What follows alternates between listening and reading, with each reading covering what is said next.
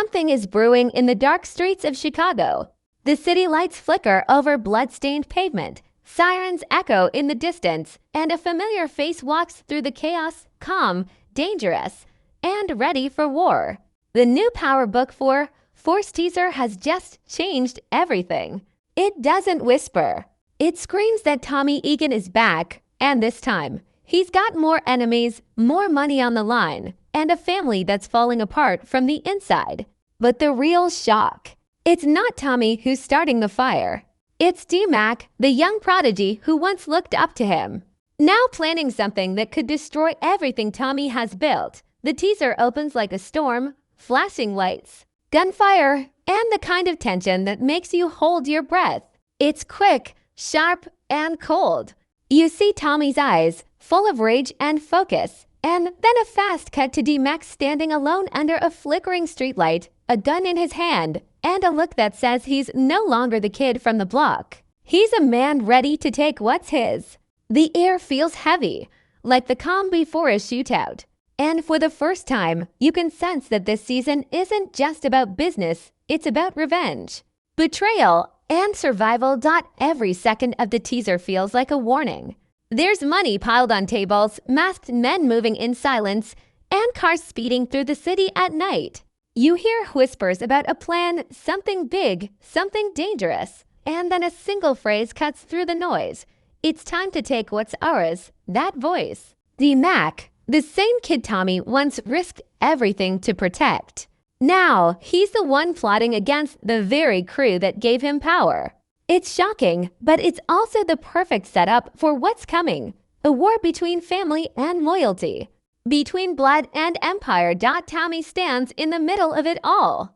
A man who's lost too much to back down now. You can almost feel his anger boiling under the surface. His enemies are getting bolder. The cops are closing in, and his own people are starting to doubt him. The teaser doesn't give away much, but it gives enough to know that Tommy's about to do what he does best. Clean house with blood and bullets.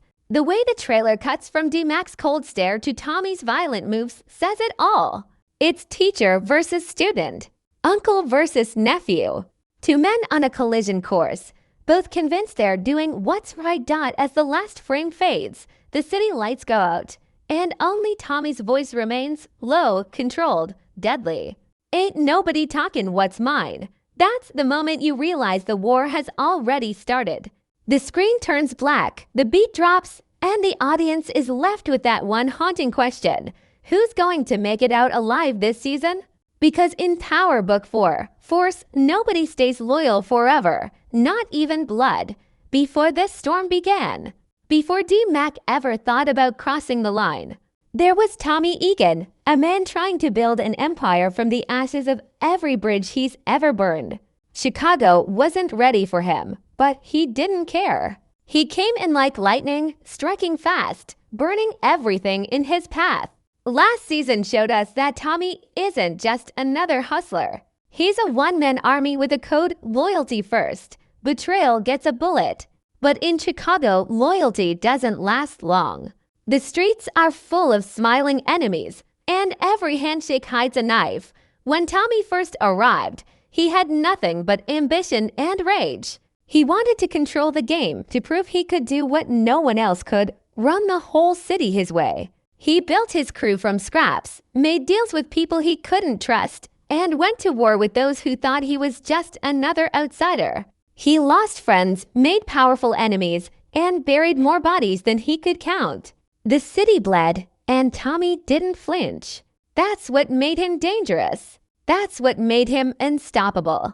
But power has a cost, and last season, Tommy paid for every dollar, every bullet, every ounce of control he fought for. D-Mac, his nephew, was supposed to be his chance at something different, a chance to break the cycle, to build something that didn't end in blood. But when has Tommy's life ever been about peace? D-Mac grew up watching the chaos, seeing the fast money, the guns, the respect that comes from fear. He wanted that power too, and Tommy gave him a glimpse of it. But power changes people. Slowly, D-Mac began to see himself not as Tommy's student, but as his rival. Last season planted those seeds, small moments of tension, cold stares, and silence that said more than words ever could. And now, in season 3, those seeds have finally grown into betrayal.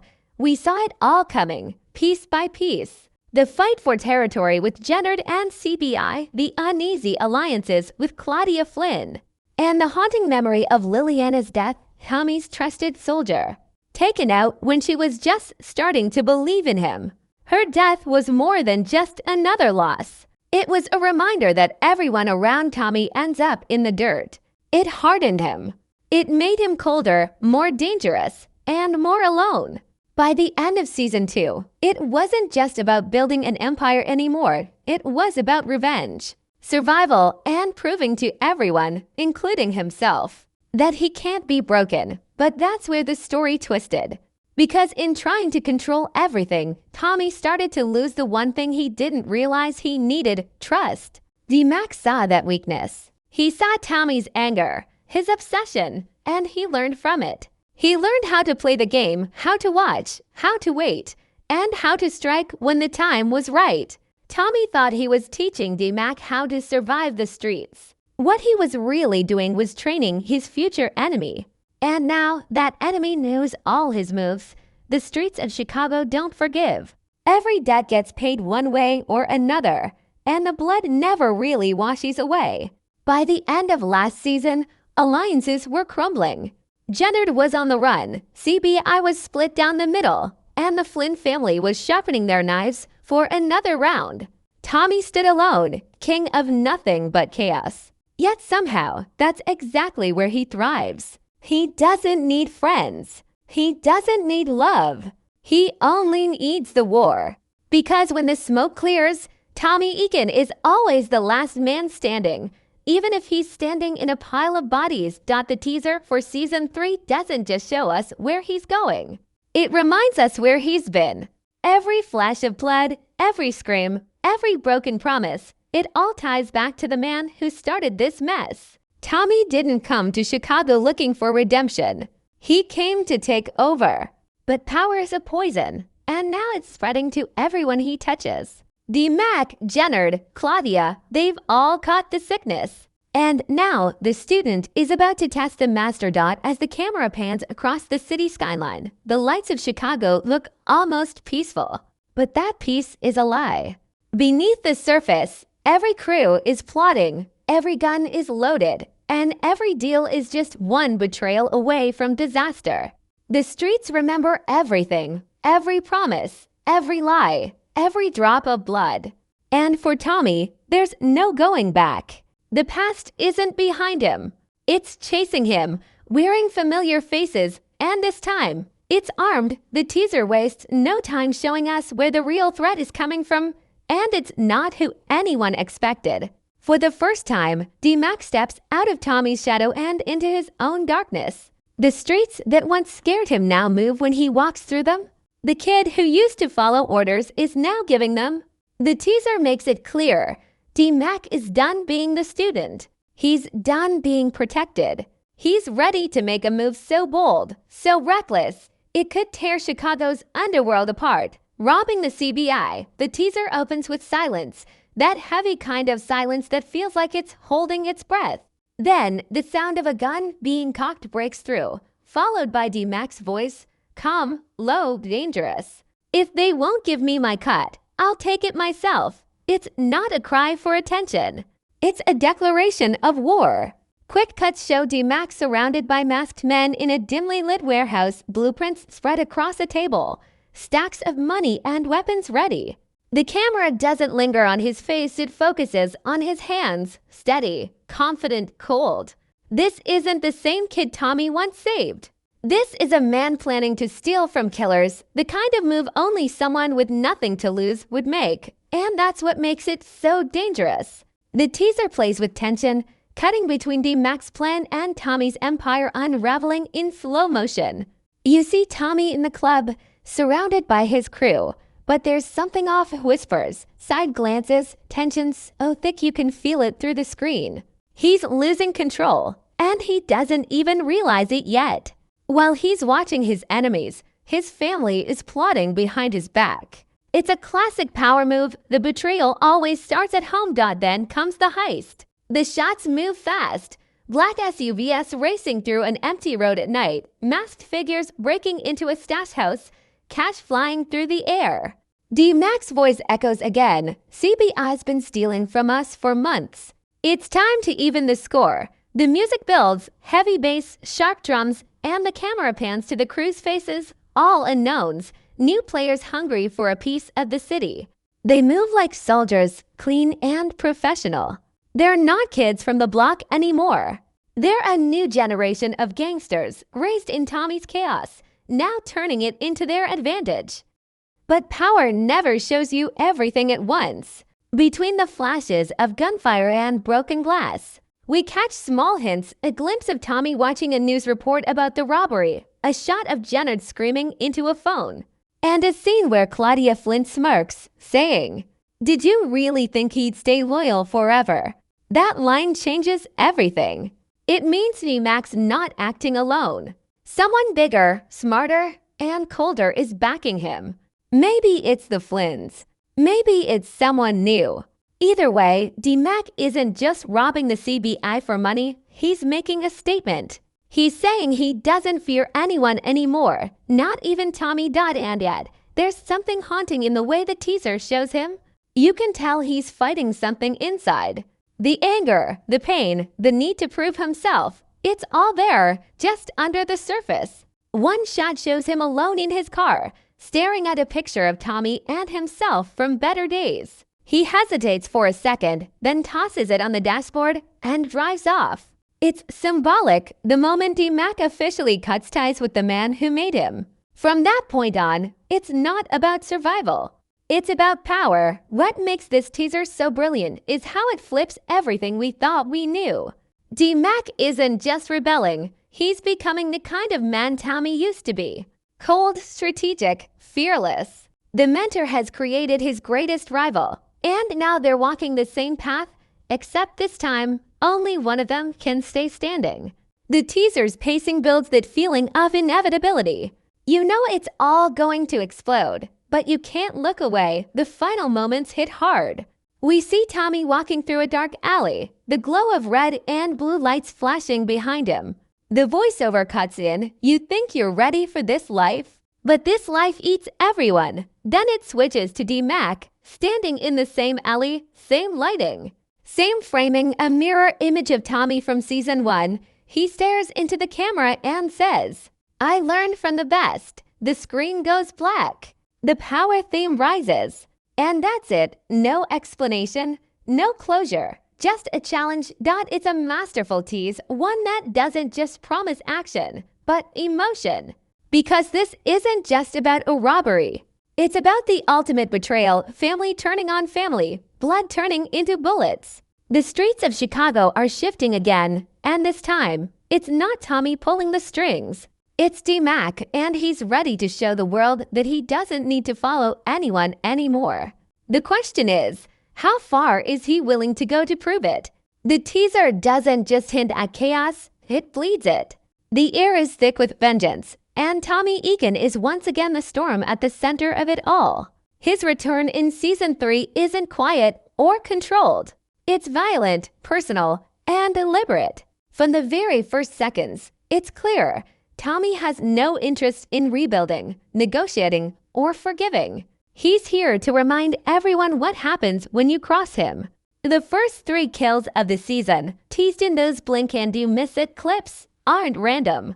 They're messages, warnings carved into the streets of Chicago with bullets, blood, and fire. The first kill happens fast. It's late at night, the streets empty, the kind of silence that feels to come for a city like Chicago. The teaser shows Tommy walking alone, his face half lit by the red glow of a neon sign. He stops, looks across the street, and you hear it, the soft click of a gun. A figure steps out of the shadows, someone familiar, one of his own. A traitor. The kind of man who smiled to his face and sold his location to CBI the night before. There's no argument, no speech, no hesitation. Tommy raises his gun, and in one clean motion, ends it. The camera cuts to the man's body falling, the echo of the shot bouncing off the brick walls. It's not just murder. It's control. The teaser slows the moment down, almost poetic, showing the look in Tommy's eyes after he pulls the trigger. Cold, focused, empty. This isn't revenge. It's maintenance. Then comes the second kill, and it's the one that hits harder. A daylight scene rare for power, which thrives in the shadows.